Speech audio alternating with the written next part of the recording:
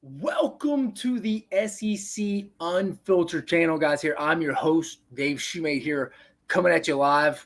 We're a remote destination here, but our guy Chris Phillips has boots on the ground at the Omni in Dallas. But we're reacting to the fourth and final coach of day two, and that is none other than Eli Drinkwitz. Thought Eli did a pretty good job. I did. I mean, let's call a spade here, guys.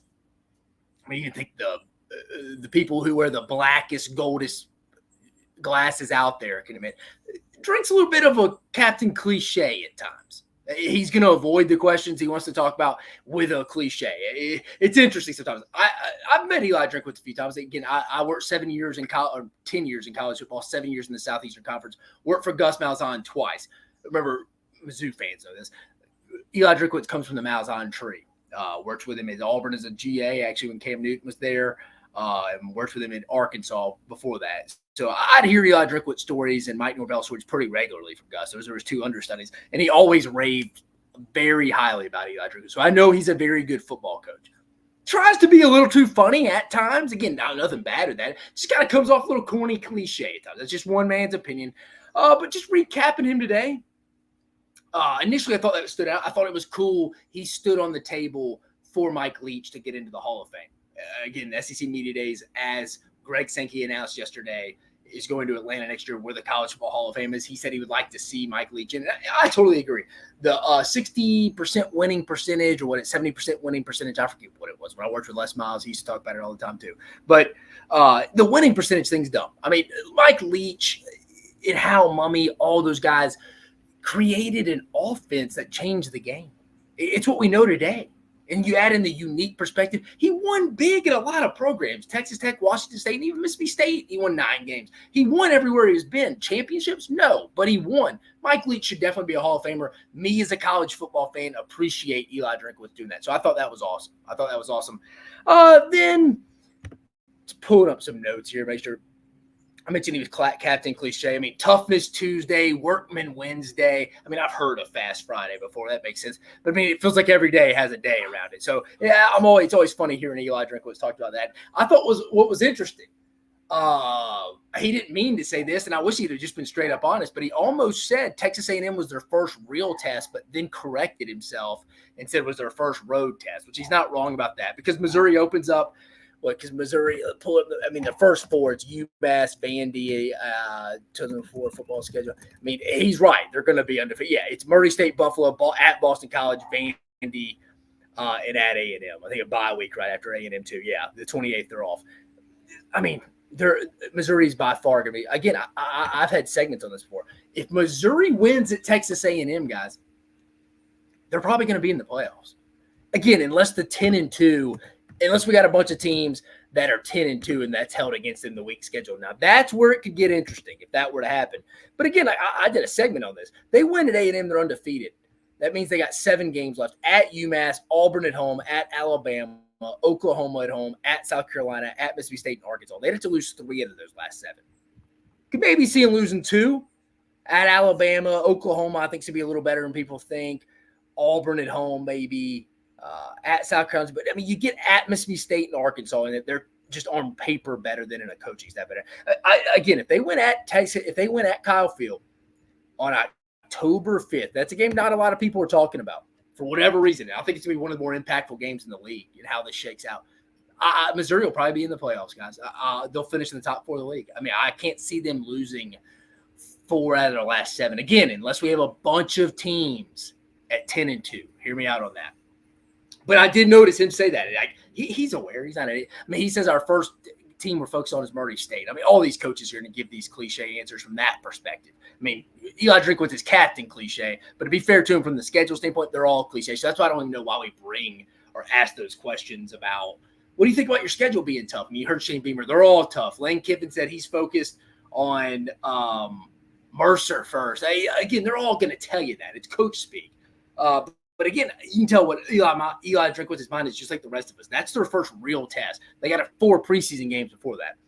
Other things I noted, he still says the defense, aka death row, it's almost like it's just like their defense, but he's an offensive guy. I didn't really understand that. It's not like he implements his own defense and people run it. I mean, Eli Drinkwitz is an offensive guy. I don't really understand that statement. A little bit to me, Eli Drinkwitz sounds a little insecure. I mean, I'm calling a spade here in the comments. If you want to comment, I'll highlight your comment and we can discuss this. I'm open up for debate. I'm sure this will rub some Missouri people the wrong way.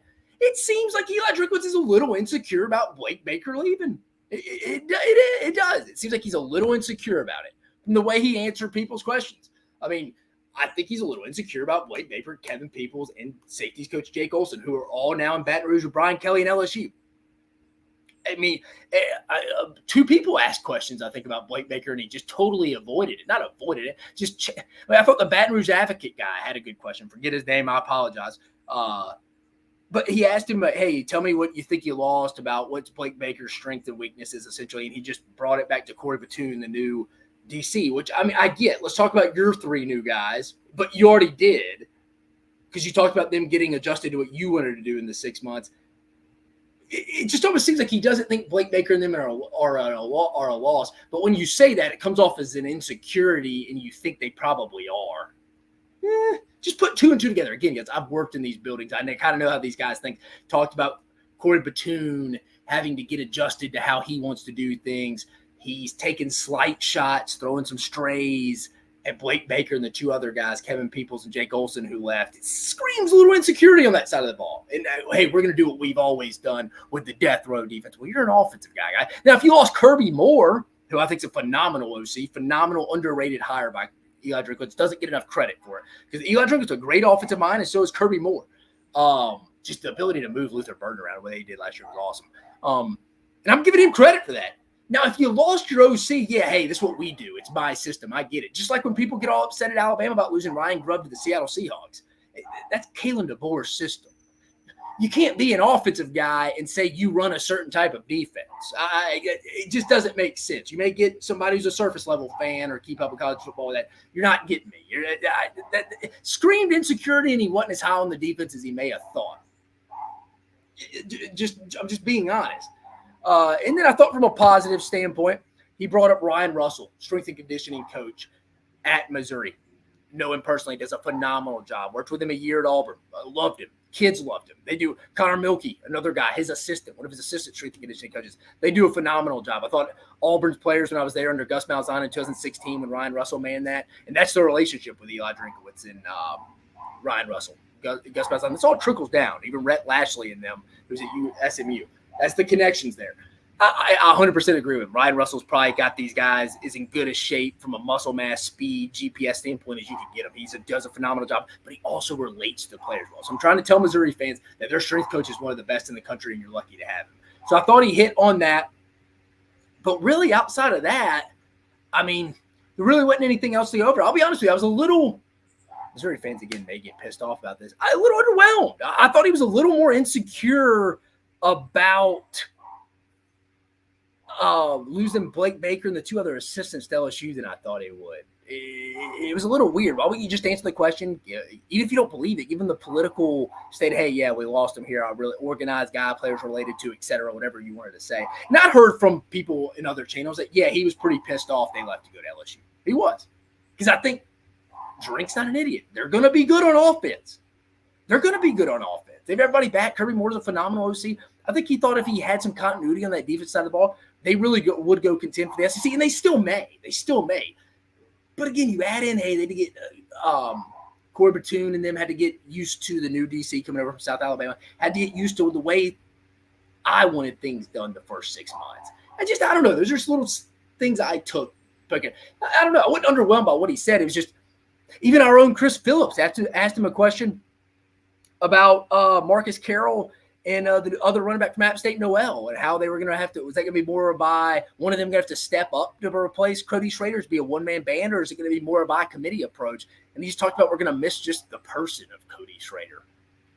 I don't know. Just these answers are just captain cliche. It's like, just answer the question, man. It's just weird responses. Cool, Houston Nutt came and talked to the team last fall. Can you imagine Houston Nutt and Eli Drinkwitz just in the same room? Can you imagine that? Just the cliches, the hey, baby.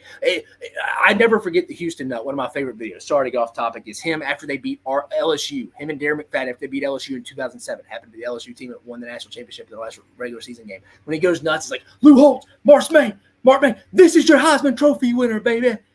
Starts, hey, bring the wood. Missouri fans may not remember that. They weren't in the league then. But interesting. I mean, Houston Nutt's one of the more quotable guys, too. So that'd been funny. Great guys, connection all the way. But again, I thought drinking them were going to be fine. I think everything is similar to Ole Miss lineup for Missouri this year, the roster and the schedule. I think it is. But you can tell Eli Drinkwitz a little, I don't know. I have a little more questions with the defense now after that. Maybe I'm taking too much out of it. But I thought he was a little insecure in his answers about losing Blake Baker and with his questions about the adjustment with Corey Batum. So I'm not going to go any longer, guys. I appreciate you joining us again. I'm your host, Dave Shumate, coming at you live, reacting to the final presser of the day at day 2 of SEC Media Days in Dallas. We'll do a live reaction video of it all today. Myself, Cole Thompson, and Chris Phillips tonight. We'll do that in about an hour.